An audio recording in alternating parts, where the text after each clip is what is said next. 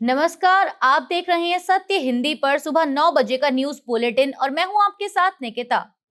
Bulletin की शुरुआत करेंगे, लेकिन उससे पहले एक नजर 5 बड़ी खबरों की हेडलाइंस पर। व्हाइट हाउस ने कहा, फ्रांस में G7 समिट के दौरान पीएम मोदी से मिलेंगे ट्रंप। खाड़ी क्षेत्र में 3 भारतीय नाविकों की मौत पर भारत अमेरिका के बीच बढ़ा तनाव। ट्रंप का दावा, रविवार को अमेरिका ईरान शांति समझौते पर होंगे हस्ताक्षर। शांति समझौते पर रविवार को हस्ताक्षर करने के दावे से ईरान ने बनाई दूरी। स्टालिन ने टीवी के सरकार को बताया बीजेपी की जेरोक्स कॉपी। एआईएडीएम के विधायक तोड़ने का आरोप। प्रधानमंत्री नरेंद्र मोदी G7 शिखर सम्मेलन में भाग लेने के लिए फ्रांस पहुंचे हैं, जहां उनके अमेरिकी राष्ट्रपति डोनाल्ड ट्रंप से मुलाकात हो सकती है। व्हाइट हाउस के एक अधिकारी ने संभावित बैठक की जानकारी दी। हालांकि भारत की ओर से अभी इसकी आधिकारिक पुष्टि नहीं हुई है। यह बैठक ऐसे समय हो रही है जब भारत और अमेरिका के बीच कुछ मुद्दों को लेकर तनाव बना हुआ है। दरअसल हाल ही में खाड़ी क्षेत्र में अमेरिकी नौसेना की कार्रवाई में एक जहाज पर सवार 3 भारतीय नाविकों की मौत हो गई थी। खाड़ी क्षेत्र में 3 भारतीय नाविकों की मौत को लेकर भारत और अमेरिका के बीच कूटनीतिक बातचीत तेज हो गई है। अमेरिकी विदेश मंत्रालय के अनुसार विदेश मंत्री मार्को रूबियो ने भारत के विदेश मंत्री एस जयशंकर से फोन पर बात की और होर्मुज चलडमरू मध्य में हाल की घटनाओं पर चर्चा की। अमेरिका ने कहा कि सभी कमर्शियल जहाजों को क्षेत्र में तैनात अमेरिकी सेना के निर्देशों का तुरंत पालन करना चाहिए, क्योंकि वहां सुरक्षा और शांति बनाए रखने की कोशिश की जा रही है। साथ ही अमेरिका ने ईरानी तेल के कथित अवैध ढुलाई और अपनी नाकेबंदी के उल्लंघन को बर्दाश्त न करने की बात कही। वहीं एस जयशंकर ने इस बातचीत में अमेरिकी नौसेना की कार्रवाई पर भारत का कड़ा विरोध दर्ज कराया। उन्होंने कहा कि कमर्शियल जहाजों को निशाना बनाने वाली ऐसी घातक कार्रवाई उचित नहीं है। गौरतलब है कि इसी हफ्ते ओमान के पास अमेरिकी कार्रवाई के दौरान 3 भारतीय नाविकों की मौत हो गई थी। कांग्रेस सांसद शशि थरूर ने खाड़ी क्षेत्र में अमेरिकी सैन्य कार्रवाई में मारे गए 3 भारतीय नाविकों की मौत को लेकर अमेरिका की कड़ी आलोचना की है। उन्होंने कहा कि अमेरिकी सरकार के आधिकारिक बयान में भारतीयों की मौत पर न तो दुख जताया गया और न ही संवेदना व्यक्त की गई। थरूर ने एक्स पर लिखा कि अमेरिका का यह आधिकारिक बयान पढ़ना बेहद चौंकाने वाला है, जिसमें बेगुनाह भारतीयों की जान जाने पर अफसोस या संवेदना जाहिर करने वाली कोई बात नहीं है। कोई दोस्त और रणनीतिक साझेदार इतना असंवेदनशील कैसे हो सकता है। कांग्रेस नेता ने यह भी सवाल उठाया कि किसी कमर्शियल जहाज को रोकने के लिए मिसाइल हमला ही क्यों किया गया, जबकि दूसरे गैर घातक तरीके भी अपनाए जा सकते थे। अमेरिकी राष्ट्रपति डोनाल्ड ट्रंप ने दावा किया है कि अमेरिका और ईरान के बीच चल रहे तनाव को खत्म करने के लिए शांति समझौते पर रविवार को हस्ताक्षर हो सकते हैं। ट्रंप ने कहा कि समझौते के बाद होर्मुज चलडमरू मध्य को सभी जहाजों के लिए खोल दिया जाएगा। इससे पहले पाकिस्तान के प्रधानमंत्री शहबाज शरीफ ने भी कहा था कि समझौते को अंतिम रूप दिया जा रहा है और अगले 24 घंटों में इस पर हस्ताक्षर हो सकते हैं।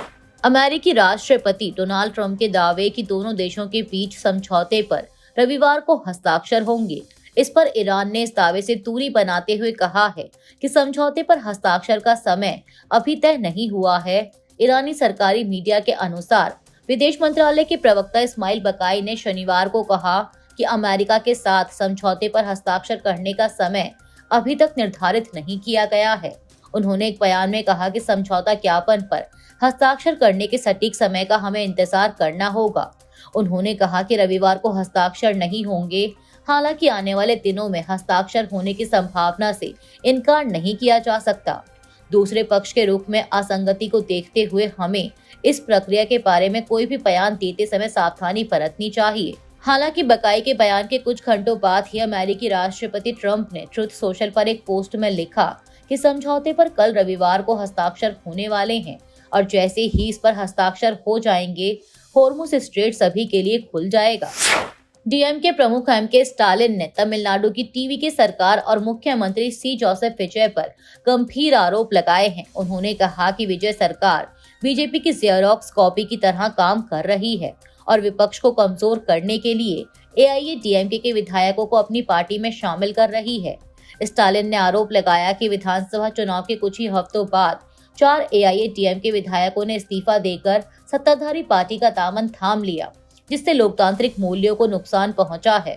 उन्होंने महिलाओं की सुरक्षा को लेकर भी सरकार पर सवाल उठाए और कहा कि हाल की कुछ आपराधिक घटनाओं में टीवीके से जुड़े लोगों के नाम सामने आए हैं। स्टालिन ने दावा किया कि एक महिला कार्यकर्ता की शिकायत पर कार्रवाई करने की बजाय उसे ही पार्टी से निकाल दिया गया। साथ ही उन्होंने कहा कि टीएमके सरकार को अस्थिर नहीं करना चाहती, बल्कि एक मजबूत विपक्ष के रूप में सरकार को जवाबदेह बनाना चाहती है। इंडिया गठबंधन की बैठक में कांग्रेस सांसद राहुल गांधी ने दिए गए अपने भाषण का हिंदी अनुवाद एक्स पर शेयर किया है।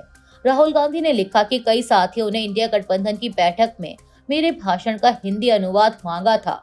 उन्होंने एक वीडियो टैग करते हुए लिखा कि यह रहा हिंदी अनुवाद, इसे जरूर सुने। 8 जून को इंडिया गठबंधन की बैठक में 20 से भी ज्यादा नेताओं के भाषणों और बातों को सुनने के बाद आखिर में मैंने इस भाषण से उन्हें संबोधित किया। उन्होंने कहा कि मौजूदा राजनीतिक माहौल में सिर्फ चुनावी रणनीति काफी नहीं है, बल्कि जनता के बीच लगातार संघर्ष और आंदोलन भी जरूरी हैं। राहुल गांधी ने कहा कि कांग्रेस भाजपा और आरएसएस के साथ किसी भी तरह का समझौता नहीं कर सकती और संविधान तथा लोकतांत्रिक मूल्यों की रक्षा के लिए संघर्ष जारी रखेगी। उन्होंने सहयोगी दलों को भरोसा दिलाया कि गठबंधन को मजबूत बनाए रखने के लिए कांग्रेस हर आलोचना और असहमति को स्वीकार करने को तैयार है। जब भारत की सोच देश की आत्मा पर संकट हो, जब संस्थाओं पर कब्जा हो, जब जनता की आवाज दबाई जाए, तब सिर्फ एकता के साथ प्रतिरोध काम आता है। राहुल गांधी ने कहा कि मैं फिर से कह रहा हूं कि 2024 का चुनाव हम हारे नहीं थे और 2029 का चुनाव हम जीत चुके हैं। राहुल गांधी ने कहा कि हम एकजुट रहेंगे, जन जन को संगठित करेंगे और प्रतिरोध की ताकत से बीजेपी और उसके भारत के संस्थानों पर कब्जे को हराएंगे। अयोध्या के राम जन्मभूमि मंदिर में श्रद्धालुओं के दान में कथित हेराफेरी को लेकर बड़ा विवाद खड़ा हो गया है। राम जन्मभूमि तीर्थ क्षेत्र ट्रस्ट ने खुद मुख्यमंत्री योगी आदित्यनाथ को पत्र लिखकर मामले की एसआईटी जांच की मांग की है। वहीं इलाहाबाद हाईकोर्ट की लखनऊ बेंच में जनहित याचिका दाखिल कर सीबीआई जांच और सीएजी यानी कैग से फॉरेंसिक ऑडिट कराने की मांग की गई। याचिका में ट्रस्ट के पूर्व मुख्य लेखा अधिकारी महिपाल सिंह के आरोपों का हवाला दिया गया। उन्होंने कैश गिनती में गड़बड़ी, सीसीटीवी फुटेज डिलीट करने और सोना चांदी के दान से जुड़े रिकॉर्ड में अनियमितता के आरोप लगाए हैं। वहीं ट्रस्ट के महासचिव चंपत राय ने सभी आरोपों को खारिज करते हुए कहा कि दान की पूरी प्रक्रिया पारदर्शी है। इस मुद्दे पर सियासत भी तेज हो गई है। समाजवादी पार्टी प्रमुख अखिलेश यादव ने आरोप लगाया है कि यह घोटाला करीब 5 से 7 करोड़ रुपए का हो सकता है। उन्होंने न्यायपालिका से इस मामले में स्वतः संज्ञान लेने की मांग की। मीडिया रिपोर्ट्स के मुताबिक बताया जा रहा है कि मंदिर को अब तक 500 करोड़ रुपए से अधिक का दान मिल चुका है। अभी के लिए इस बुलेटिन में सिर्फ इतना ही। 11 बजे फिर हाजिर होंगे देश दुनिया की तमाम बड़ी खबरों के साथ। तब तक के लिए देखते रहिए सत्य हिंदी। नमस्कार।